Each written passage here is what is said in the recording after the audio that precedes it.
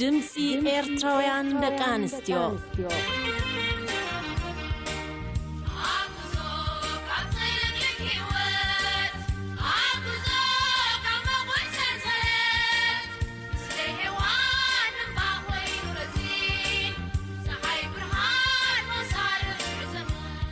እዛ መደብ እዚኣ ብሃማደት ትዳሎ መደብ እያ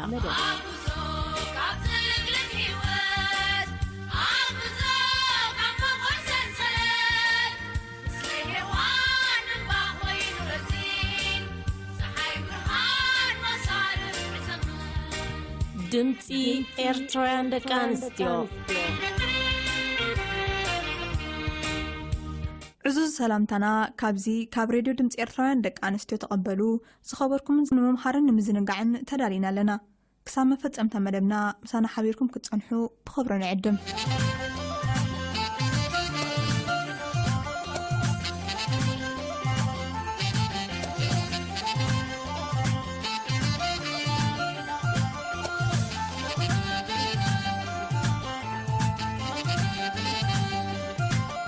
ترى من اسيات امقتا كشبو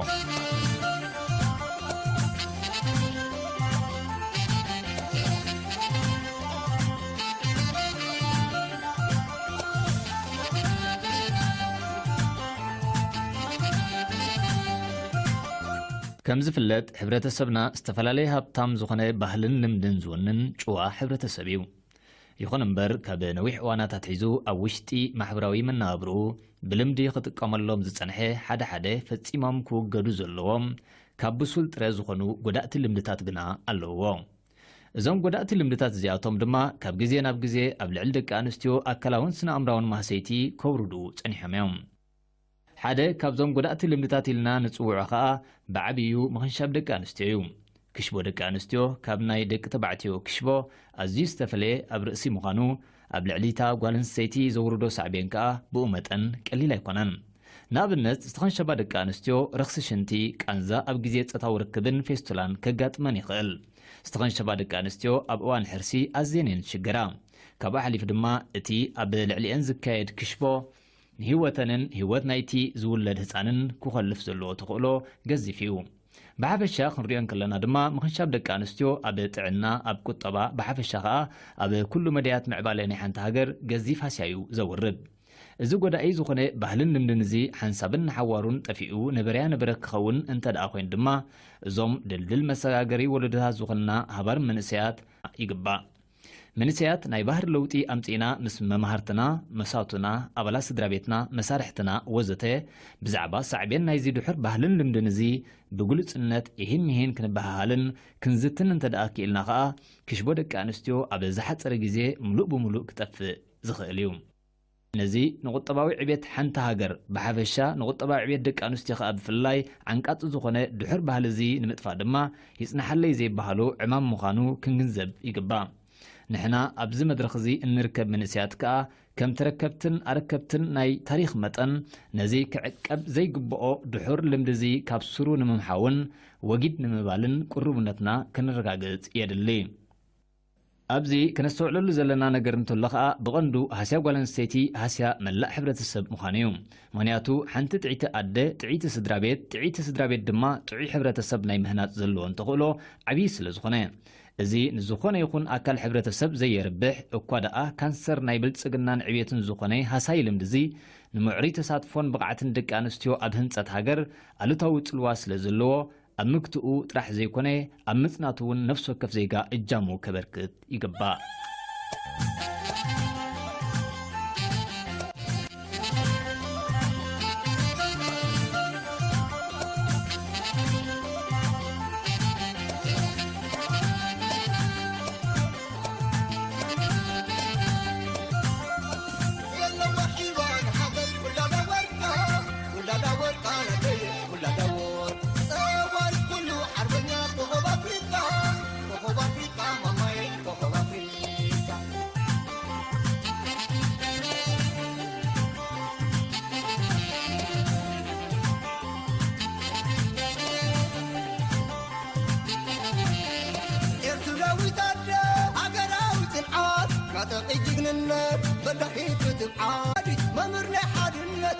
مثلي إرترانا عوضي مننا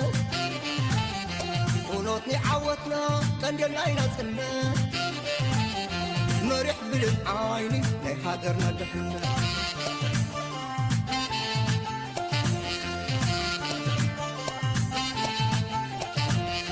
بسنك مكتاتي تسديدا زوفا يا سمين تولويلا إرتراوي تادزا زيادة تقالي سمعريتو ولادا مولو عوض مأقابلا سنة لقولي وقجامة قد خبرت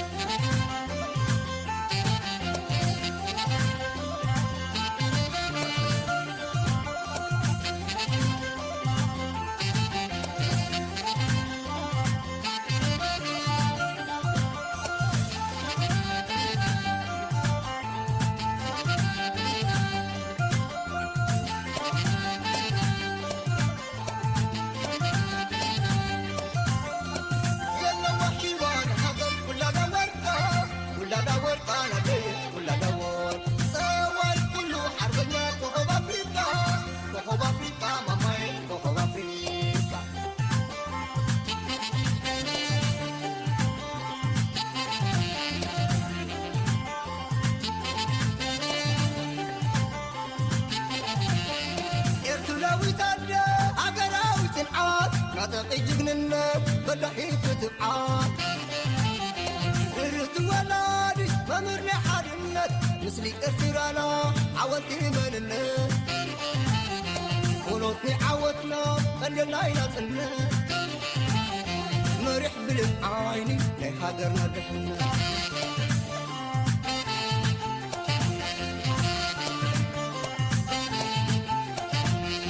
إرتراوي ذا قدس ماتن ونو كلا زحالا وكيدا انكور ساقيراتو عيال زمن عدن تبولو واساي كماكرن مخرقيت الحاقر او الحابة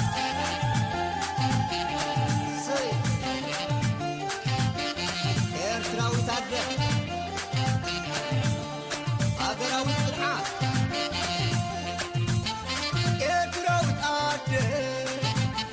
أقراوي تلعات معتقي جنينة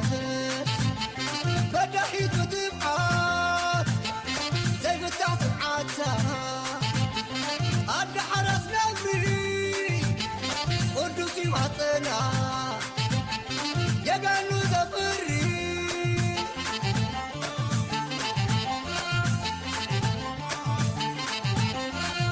أدى حضنية أدى خبرتي عودتي مسلية نايمة لناتي عدت العتية عدى يا حواتي عدها تلالية عبنياتي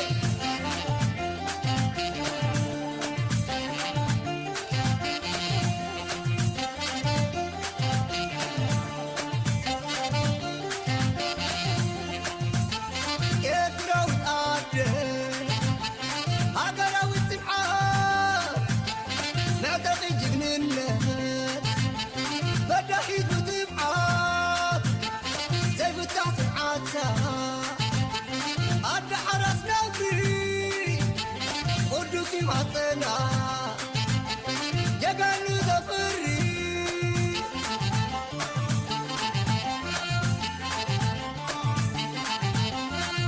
أدى حواليا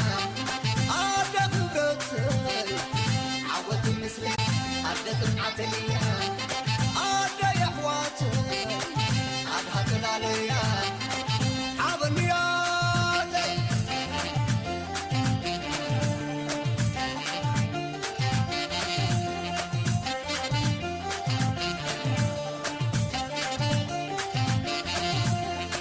ሓዳር ከም ትጽበዮ ድዩ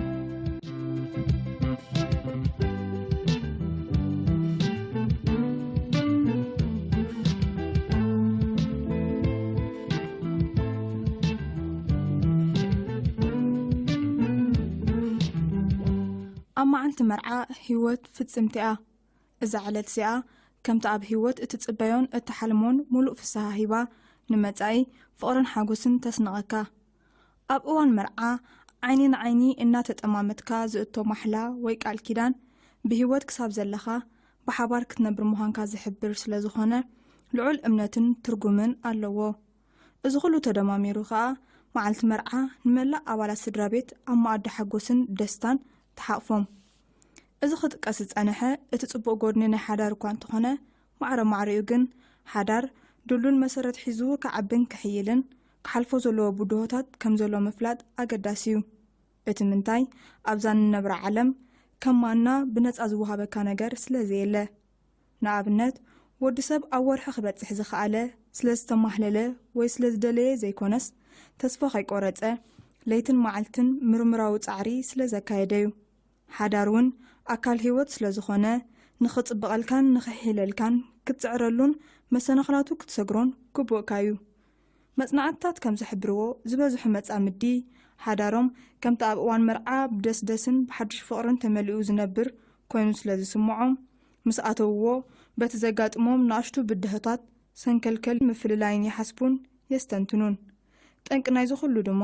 ኣብ ሓዳር ዘይከውን ትጽቢታትን ሓረርታን ምህላው እዩ። እቲ ዘገርም ገለ መጻምዲ ኣብ ፍትሕን ባእስን ዘብጽሖም ምኽንያት ክገልጹን ከለዉ ክትሰምዖ ኣዝዩ ዘስደምመካ። ነዚ ጸገም ዝምፍትሑ ሲኢኖም ወይ ንኸምዚ ዓይነት ጸገም ከይተቐረቡ ድዮም ሓዳር መስሪቶም ናብ ምባል የብጽሓካ። ናይ ገሊኦም መጻምዲ እሞ ኸዓ ንስድራ ቤተይ ኣይተፍቅሮምንያ፣ ንወላዲተይ ኣይተኽብራንያ፣ ንሕዋተይ ኣይትግደሰሎምንያ ወዘተ ብዝብል ምኽንያት ዘይሕጉስ ሓዳር ክመርሑን ክበኣሱን ክሳብ ኣብ ምፍልላይ ክበጽሑን እንክትሪኦም ዘየደንጹ ኣይኮነን። እዚ ኩሉ ዝብቅ ጸገም ዝመጽእ ቅድሚ ሓዳር ምምስራትካ ትርጉም ሓዳርን ምስ መጻምድኻ ከም ሓደ ኣካል ሓቢርካ ክትጓዓዝን ምዃንካ እኹል መረዳእታ ካብ ዘይምህላው ዝብገስ እዩ። እንተዘይኮይኑ ሓደ ሰብ ኣብ ሓዳር ምስ ኣተወ ንኹሉ እቲ ዝገብሮ ነገር ከም ሓደ ሰብ ዘይኮነስ ከም ክልተ ሰብ ኮይኑ እዩ ክሓስቦን ክፍጽሞን ዘለዎ። ኣብ ሓዳር ዘይምዕጋብ ኣብ እዋን ሕጭኖት እውን ከጋጥም ከም ዝኽእል ክኢላታት ይሕብሩ። ብሃንደበት ክመጻካ ወይ ከም ዕድመ ቀስ ብቐስ ክስዕበካ ዘገምና በለ ኣብ ናብራኻ ክስዕርር ይኽእል። ጽልኣትን ዘይፍትወትን ምስ ተበጋገሰ ድማ ኣብ ልዕልቲ ብፍቕሪ ዝመረጽካዮን መናብርትኻ ክኸውን ዝተመናኻዮን መጻምድኻ ካልእ ምስሊ ትሕዝ እሞ እምበር ዶዝስ እቲ ዝምተመርዓኽውን ዝመረጽክዎን መጻምደይና ምባል ትበጽሕ።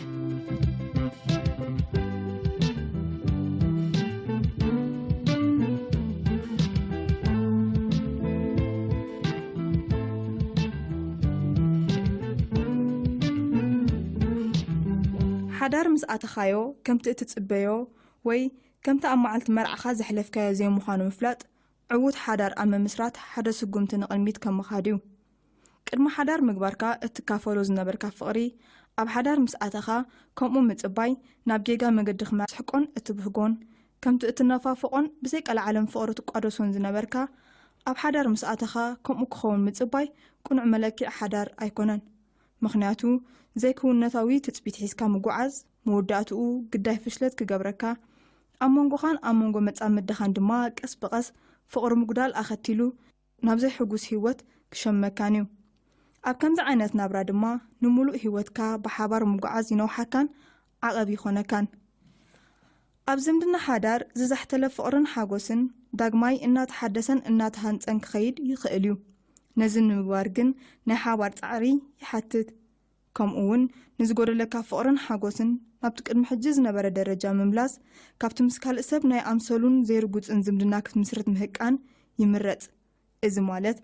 ኣብ ሓዳርካ ሕጉስ ኣይኮንኩን ኢልካ ሓዳርካ በቲንካ ካልእ ሓዳር ክትምስርትካ ምፍታን ነቲ ኣብ ሓዳርካ ጎዲሉ ዘሎ ሓጎስ ብኸመይ ናብ ንቡር ትመልሶ ምጽዓር ተመራጺ እዩ። መጽናዕትታት ከም ዝሕብርዎ እውን ካብቶም ኣብ ሓዳር ሙሉእ ሓጎስ ሲኢና ኢሎም ካልእ ሓዳር ክምስርቱ ዝምነዩ መጻምዲ እቶም ብድሆታት መኪቶም ኣብ ሓዳሮም ዝሰኣንዎ ወይ ዝጠፍኦም ሓጎስ ናብ ንቡር ዝመለሱ መጻምዲ ኣብ ህይወት ዝሓሸ መነባብሮ ከም ዘሕልፉ እዩ። ስለዚ ሽሕ ግዜ ዘይሕጉስ ሓዳር ይሃሉኻ ንህሉ ኩነታትካ ክትጥምት ዘይኮነስ ነቲ ንኽልቴኹም ሓቢርኩም ዘሕለፍኩምዎ ግዜ ኢኻ ክትርኢ ዘለካ። ንዕኡ ናብ ንቡር መምላስ ዝያዳ ውፅኢታዊ እዩ። ሕጉስ ሓዳር ዘሕልፉ መጻምዲ እውን ኣብ ጉዕዞ ብድሆ ከም ዘሎ ተረዲኦም ነቲ ዘስተማቕርዎ ዘለዎ ሓጎስ ዝዕቅብሉን ዘዕብይሉን መድረኻ ምፍጣር ክዝንግዑ ኣይግባእን። ሓጎስ ዝመልኦ ናብራ ንኸውሕሱ ብቐጻሊ ይህን ሚሂን ምብሃሃል ሸለል ክብልዎ ኣይግባእን። እቶም ዘይሕጉስ ናብራ ዝመርሑ ዘለዎ መጻምዲ ኣብ ሓዳር ዘይሕጉስ ህይወት ከጋጥም ንቡር ምዃኑ ክፈልጡ ጸገማቶምን ፍልልያቶምን ኣጽቢቦም ብኽፉት ሕርዚ ድማ ከምቲ ቁጠባዊ ትሕዝቶ ቤትካ ቀስ ብቐስ ዝመሓየሽ ሕጉስ ሓዳር እውን ቀስ ብቐስ ክመጽእ ግድን እዩ።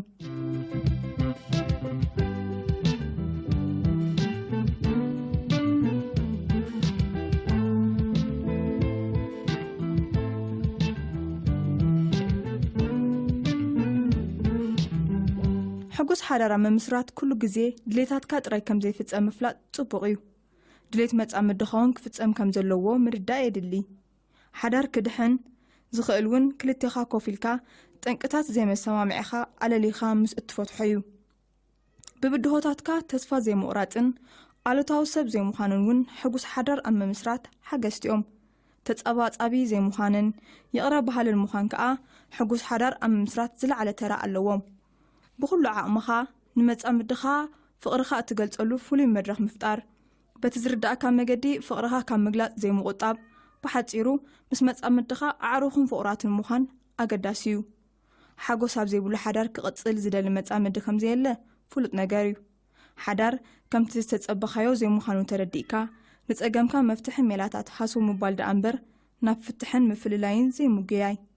ምስጢር ዕዉት ሓዳር ጸገምካ በዲህካ ምስ መጻምድኻ ብሓባር ምጓዓዝን ምንባርን እዩ። እዚ ከዓ ዘይከኣል ኣይኮነን። ሓንትስ ንውድሆታትካ ከከማ መውጻጽኦም እናሰዓርካ ጥራይ ተጓዓዝ።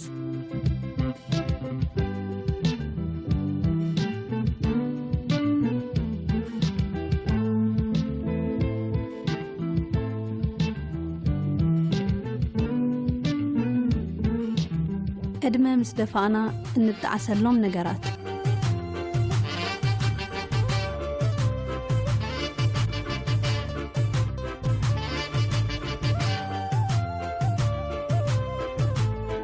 ሰባት ፍጹማት ስለ ዘይኮንና ኣብ ዝኾነ ግዜን ኣጋጣምን እንጠዓሰሎም ማዕለያ ዘይብሎም ነገራት ክህልው ናይ ግድን እዩ። ዘይፍጹምነትና ጌጋታትን ኣበራትን ክንፈጥር ይድርኹ እሞ እቲ ሓንሳእ ዝኸደ ግዜ ዘይምለስ ምዃኑ ተረዲእና ብሕሉፍ ንጠዓስ የግዳስ። ከምቲ ንዝኾነ ነገር ደረጃን መዐቅኔታትን ዘለዎ ጣዕሳውን ዝያዳ ካልእ ግዜ ዕድመ ምስ ደፋእና እቲ ዝኸበደ ክንቅበሎ ዝኸብደና ነገር ክኾነና ይኽእል እዩ። ምክንያቱ እቲ ግዜቲ ዝነውሐ ዕድመ ህይወትና ሓሊፉ ብህይወት ክንጸንሓሉ ንኽእል ግዜ ዝሓፀረ ብምዃኑ መለበሚ ኣይግበርካ መለበሚ ኣይኽላእካ ከም ዝበሃል ነቶም ዕድመ ዘይደፋእና መምሃር ክኾነና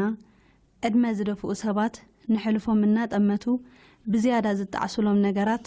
ወስ ከነብለልኩም። ንኣካላዊ ምንቅስቓስ ግዜ ዘይመሃብ ኣብዚ ግዜ እዚ ዝበዝሕ ግዜና ኮፍ ኢልና እንሕልፎ ክንደይ ኮን ንኸውን? እቶም ኣብ ገዛና ይኹን ኣብ ናይ ስራሕ ቦታ ብሰንኪ ጻዕቂ ስራሓት ምስ ኮምፒተራትን ወረቓቕትን ካልእ ጸማድ ስራሓትን ንውዕልከ ክንደይ ንኸውን? እቶም ዝምላኣልናን ንምልኣሉን ዘይብልና ሙሉእ መዓልቲ ሪሞት ቴሌቪዥንን ሞባይልን ጨቢጥና ተረሚቕና እንውዕልከ ውሕዳት ዶ ንኸውን? በዚ ኮይኑ በቲ ጽባሕ ንጎሆን ኣካላዊ ምንቅስቓስ ግዜ ዘይመሃብ ከጣዕሰና ምዃኑ እዞም ሰብ ጸጋ ዕድመ ስለ ዘጠንቅቑና ንኣካላዊ ምንቅስቓስ ግዜ ንሃብ።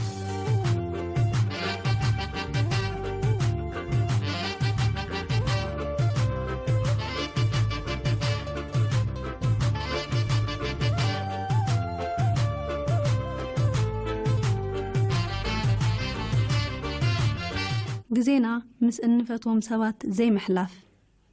ህይወት ክንዲ ዝነውሐት ትንዋሕ ኣዝያ ሓጻርያ ኣብ ርእሲ እዚ ከዓ ምስ እንፈትዎምን እነፍቅሮምን ሰባት እንነብረሉ ግዜ ኣዝ ካልኦት ነገራት ምውጣጥን ምስ እንፈትዎምን ዝፈትውናን እነፍቅሮምን ዘፍቅሩናን ሰባት እንሕልፎ ግዜ ኣዝዩ ውሑድ ክኸውን ይኽእል እዩ። ጽባሕ ምስ ኣረግና እሞ ኣበይ ከይንረኽቦም? ስለዚ ፍቕሪ ከለኻን ከለካን እዩ። ተበግሶ ዘይምውሳድ ሰኣን ብድድ ኢልካ ምፍታንን ተበግሶ ዘይምውሳድን ክንደይ ዕድላትን ዓወታትን ኮን የምልጠና ይኸውን? ውጥቀት ፈሪሕና ንፍርድን ሕሜታን ሰባት ተሰኪፍና ካብቲ ክንፍጽሞ ዝግባአናን ክንገብሮ እንኽእልን እንኽልከል እንተደኣ ነርና ዕድመ ምስ ደፋእና ተጣዒስና እውን ዳግማይ ክንፍትነሉ ዘኽእለና ግዜ ብዘይምዃኑ ጣዕሳና ጣዕሳ እናወለደ እዩ ዕድመና ክጽንቅቆ ስለዚ ሃየዳ እቲ እንኽእሎ ብእንኽእሎን ብዝተኻኣለናን ጽባሕ ከይበልና ሕጂ ተበግሶን ውሰደሉ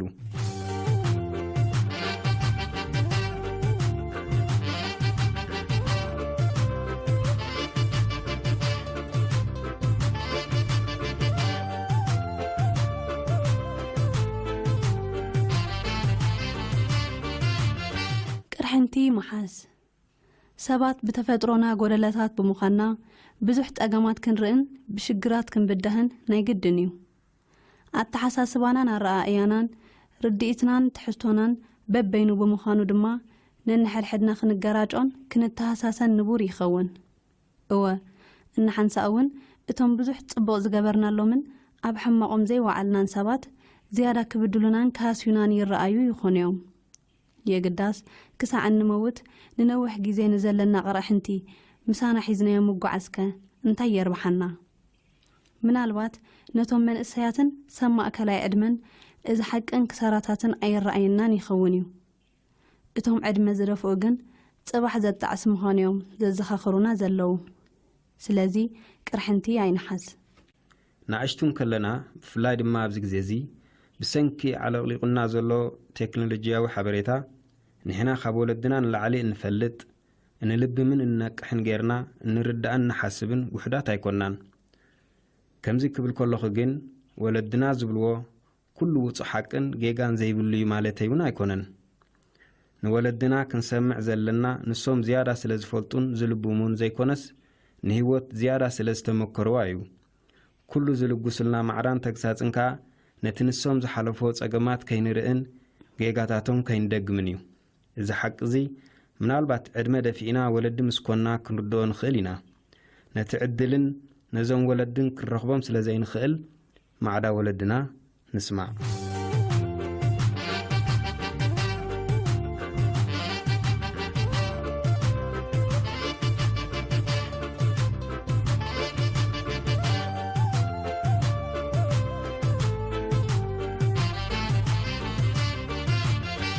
ኣብ ትምህርትና ዘይምጣዓር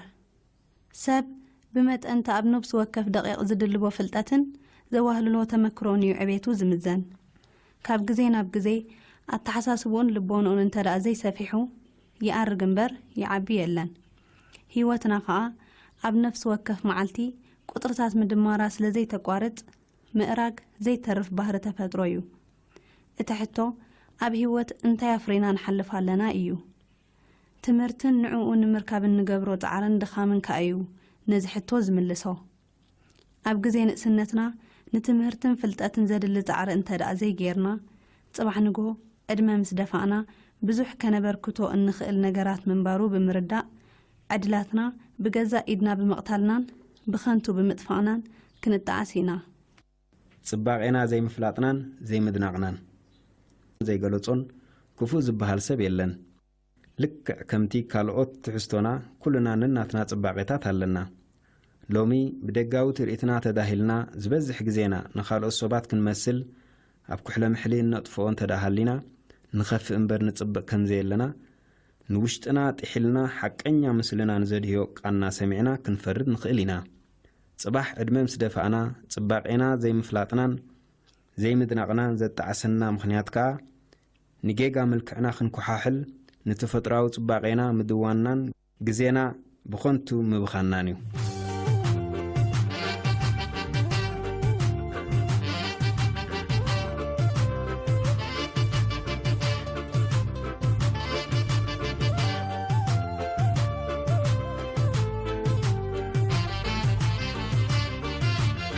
ኣብ ሕልሚ ካልኦት ምንባር ህይወትና ኣብ ርእሲ ተሓጻር ምዃና ብጥንቃቐ ክንሕዛ ይግባእ ልዕልቲ ብናይ ገዛእ ርእስኻ ሕልምታት ድሌትን መርሓን ዘይምንባር እንታይ ክሳራ ናይ ህይወት ከህሉ ይኽእል ብዙሓት ካባና ኣብ ህይወትና ቅድሚ ሕልምታትና ንሕልምታት ካልኦት ሰባት ቅድሚ ድሌታትና ንድሌታት ካልኦት ሰባት ከነሳስን ክነቐድምን ኢና እንርአ ምናልባት ከምኡ ብምግባርና ከም ተኻፋልነት ህይወትን ምምልላእን ጌርና ክንሓስቦካ ንኽእል እንተኾና ካብ ባዶ ህይወት ካልእ ህይወት ክንምልእ ምፍታን ግን ርድኢት ህይወት ዝጎደሎ ክሳራ ህይወት እዩ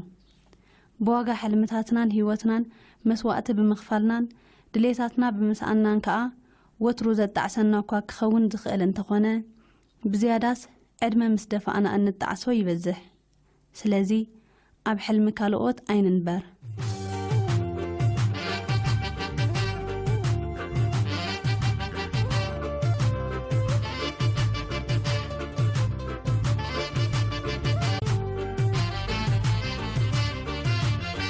ዝኸበርኩም ተኸታተልቲ ድምፂ ኤርትራውያን ደቂ ኣንስትዮ እዚ ዘቕረብናልኩም ጽሑፍ ነጃት ኣደም ኣብ ጋዜጣ ሓዳስ ኤርትራ ካብ ዘዳለወቶ ጽሑፍ ዝተወስደ እዩ ነይሩ ንዝተረፉ መደባትና ንሓድገኩም ሰናይ መዓልቲ